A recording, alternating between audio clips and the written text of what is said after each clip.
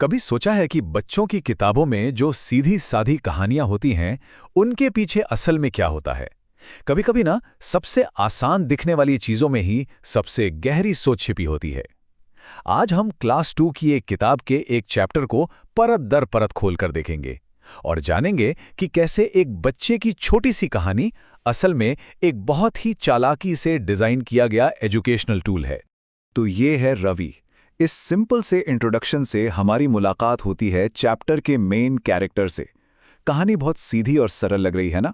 पर जरा सोचिए, क्या हो अगर इस नमस्ते से लेकर कक्षा 2 तक हर शब्द का कोई छिपा हुआ मकसद हो? चलिए, इसी में थोड़ा और गहरे उतरते हैं। तो पहली नज़र में देखने पर यह क्या लगता है?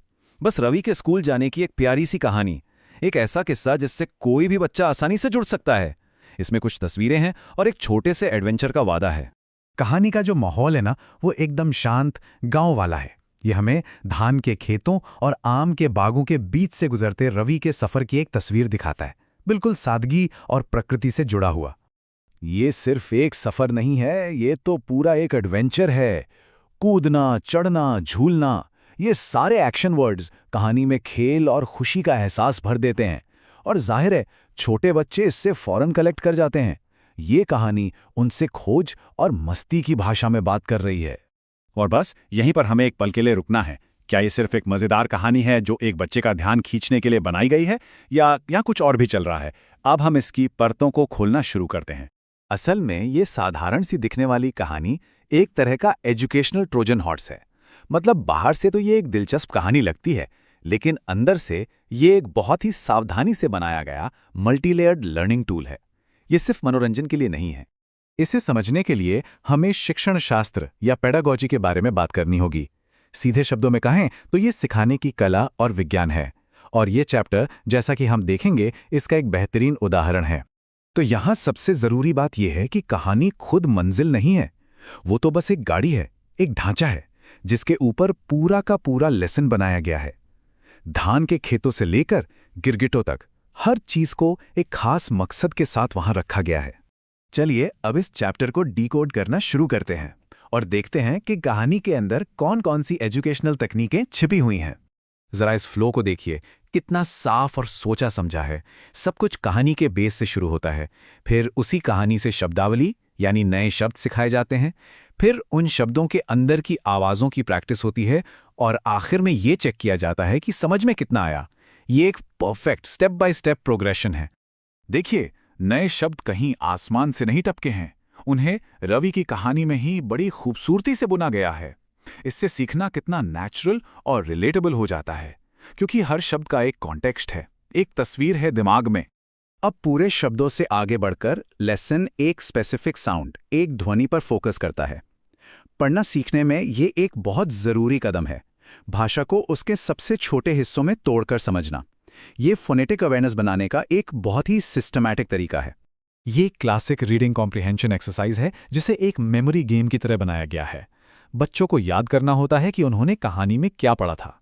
ये न सिर्फ उनकी याददाश्त को टेस्ट करता है, बल्कि ध्यान से पढ़ने की जरूरी स्किल को भी बढ़ावा देता है। चलिए अब थोड़ी मस्ती हो जाए। ये पजल सीधे किताब से ली गई है। ये नए सीखे हुए शब्दों को और पक्का करने का एक और शानदार तरीका है। देखते हैं कि इन जंबल लेटर्स से सही शब्द कौन बना पाता है। और ये रहे जवाब। जैसा कि हम देख सकते हैं, ये सभी कहानी के मुख्य शब्द हैं। ये दिखाता है कि कैसे एक ही कॉन्सेप्ट को कई अलग अलग तरीकों से दोहराया जाता है ताकि लर्निंग पक्की हो सके। लेकिन रुकिए, लेसन का डिजाइन यहीं खत्म नहीं होता। अब ये एक बहुत ही जरूरी कदम उठाता है। ये पैसिव लर्निंग से एक्टिव और पर्सनल एप्लीकेशन की तरफ बढ़ता है। ये शानदार है। यहाँ करिकुलम बच्चों को कहानी के थीम्स को अपनी जिंदगी और अपने अनुभवों से जोड़ने के लिए कह रहा है। इससे सीखना पर्सनल, रेलेवेंट और यादगार बन जाता है। और आखिर में ये क्रिएटिविटी और हैंड्स ऑन एक्टिविटीज को बढ़ावा देता है। सीखना सिर्फ पढ़ना लिखना नहीं है, बल्कि कुछ बनाना, करना और शेयर करना भी है। ये बच्चे को अपनी एजुकेशन में एक एक्टिव पार्टनर बनाकर इस पूरे साइकिल को पूरा करता है। तो इस सब से हम क्या सीखते हैं? जब हम एक कदम पीछे हटकर इस पूरे डिज़ाइन को देखते हैं, तो ये हमें सिखाने और सीखने के बारे में एक बहुत ही पावरफुल प्रिंसिपल दिखाता है। इस डिज़ाइन की असली खूबसूरती इसकी एफिशिएंसी में है। एक ही मज़ेदार कहानी के जरिए वोकैबुलरी, फोनिक्स, कॉम्प्रिहेंशन और क्रिएटिव एक्सप्रेशन सब कुछ एक साथ सिखाया जाता है। ये सीखने का एक अविश्वसनीय रूप से समग्र यानी होलिस्टिक तरीका है। याद है, शुरुआत में रवि ने ये कहा था। अब इस वाक्य का एक नया और भी गहरा मतलब समझ आता है। मज़ा सिर्फ नहरों पर कूदने में नहीं है, बल्कि सीखने की इस पूरी प्रक्रिया में है, जो इतनी दिलचस्प और असरदार तरीके से बनाई गई है। और ये हमें एक दिलचस्प सवाल के साथ छोड़ जाता है। अगली बार जब कोई साधारण सा दिखने वाला एजुकेशनल मटेरियल सामने आए, चाहे वो बच्चों की किताब हो, कोई ऐप हो या कोई वीडियो, तो एक पल रुककर सोचिएगा, सतह के नीचे कौन सा शानदार शैक्षणिक ढांचा छिपा हो सकता है।